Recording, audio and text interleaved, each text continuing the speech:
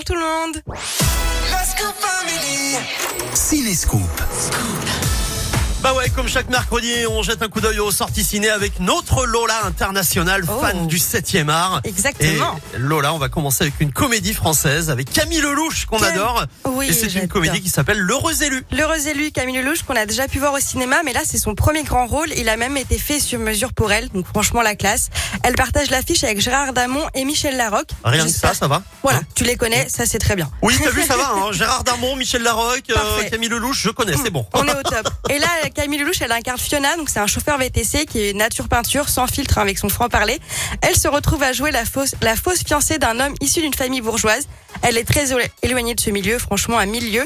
Elle va devoir convaincre les parents de Benoît qu'elle est l'heureuse élue. La rencontre entre ces deux mondes vaut le détour, franchement comme la prestation de Camille Lelouch.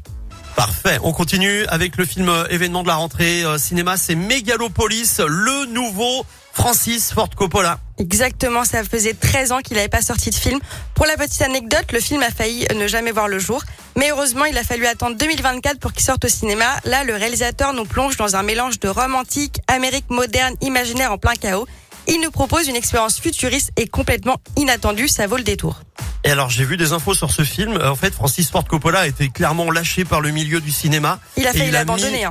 Et il a mis, en fait, en vente, enfin pas en vente, mais enfin il adore le vin, il a des vignobles et en fait en gros si son film marche pas, eh bien il perd la moitié de sa fortune. C'est ça, voilà. Et ça fait 40 ans qu'il pensait à ce film, pour te donner une idée. C'est un truc de malade. Bon, voilà. Et puis on va terminer avec un film avec un titre très joli, ça s'appelle Vivre, mourir, renaître. Très beau le titre, et là c'est un film porté par un trio amoureux joué par Victor Belmondo, Théo Christine et Lou Lampros.